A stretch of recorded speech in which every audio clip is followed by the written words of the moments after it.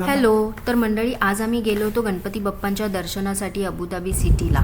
स्वप्नील ऑफिसमधून आल्यावर आम्ही निघालो आणि जिथे गेलो त्यांच्याकडे 1.5 दिवसांचा बाप्पा असतो.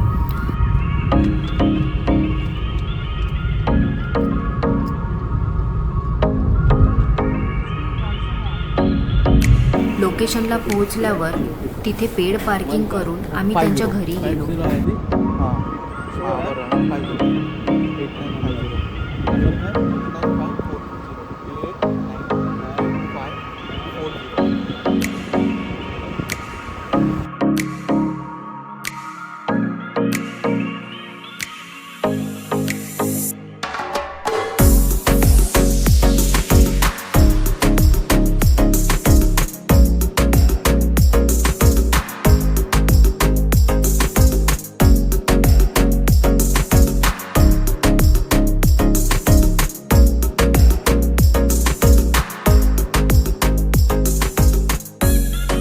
आणि हे आहेत विजय काका, ज्यांनी आम्हाला इथे येण्याचं इन्व्हिटेशन दिलं होतं.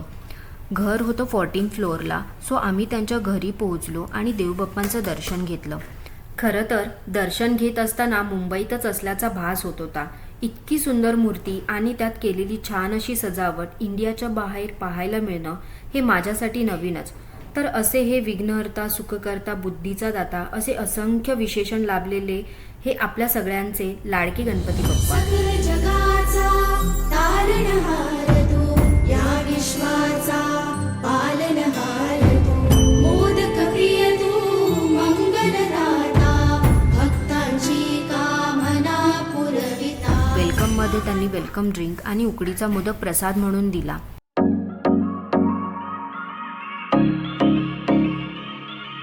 आरू हे बघ काय, अरे लाजली हे बघ इथे बघ,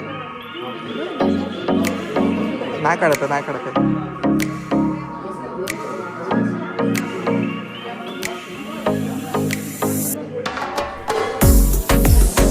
घर खूप छान होतं. आम्ही ज्यांच्याकडे गेलो होतो ते एक बिझनेसमॅन आहेत आणि गेल्या 30 वर्षांपासून ते गणपतीची स्थापना करतात. थोड्याच वेळात आरतीला सुरुवात होणार होती म्हणून आम्ही वेट करत होतो. आरती सुरू असताना तिथे आलेल्या प्रत्येकाने त्या आरतीचा लाभ घेतला आणि आम्हालाही ती आरती ओवाळण्याची संधी मिळाली. गणपती बाप्पा मोरया, मंगल मूर्ती मोरया, सुखकर्ता सुहर्ता वार्ता विनायकी, मुरली मुरली प्रेम कृपा दयाची, सर्वांगी सुंदर विशेष.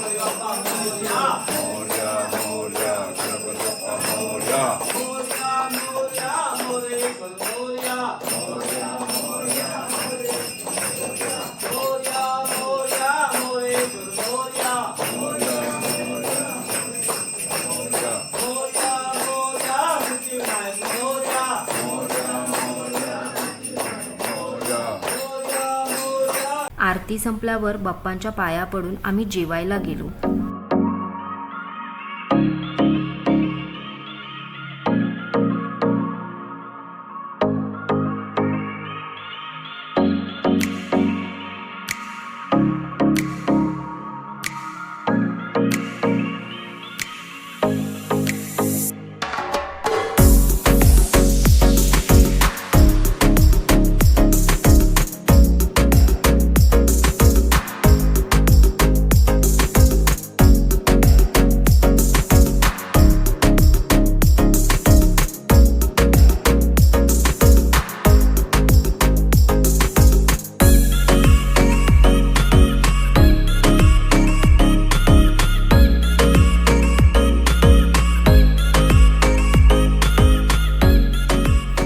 झाल्यावर त्यांचा निरोप घेऊन आम्ही निघालो.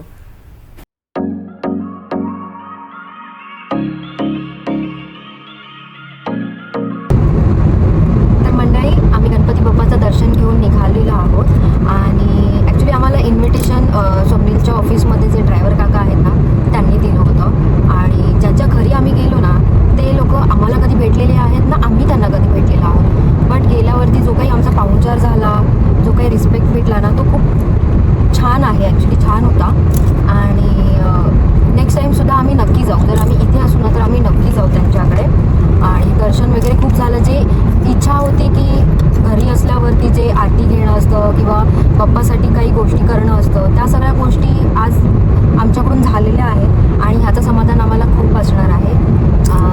तर कालपासून असं झालेलं होतं की अरे इंडियामध्ये एवढी मजा आहे, गणपती आलेले आहेत, सगळं मोदक बनवणं, प्रसाद बनवणं किंवा आरती करणं, डेकोरेशन, ह्या सगळ्या गोष्टी आहेत.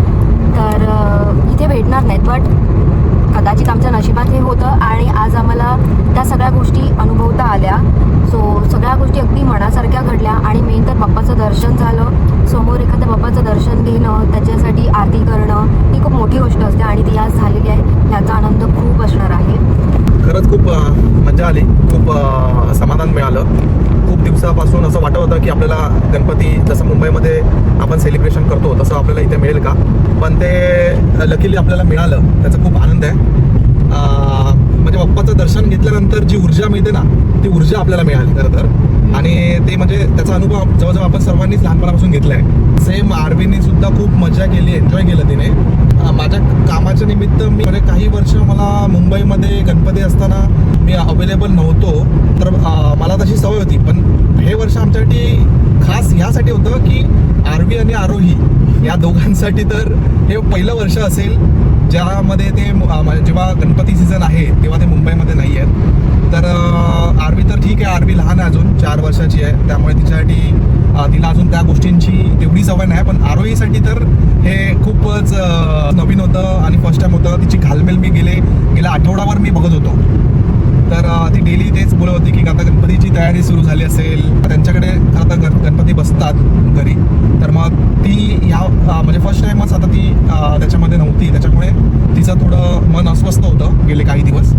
तर लकीली कसं असतं की एखादा व्यक्ती अचानक येतो आणि तो आपल्याला गणपती बाप्पाचं इन्व्हिटेशन देतो आणि ते सुद्धा अशा व्यक्तीकडे गणपती होते जे आम्हाला ओळखत पण नव्हते.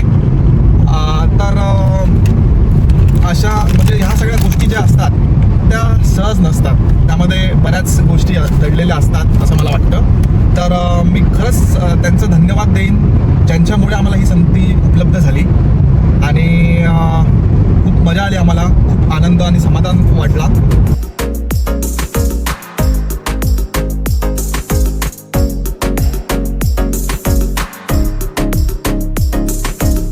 तर मंडळी, आपण भेटू नेक्स्ट ब्लॉगमध्ये. तोपर्यंत टेक केअर, बाय.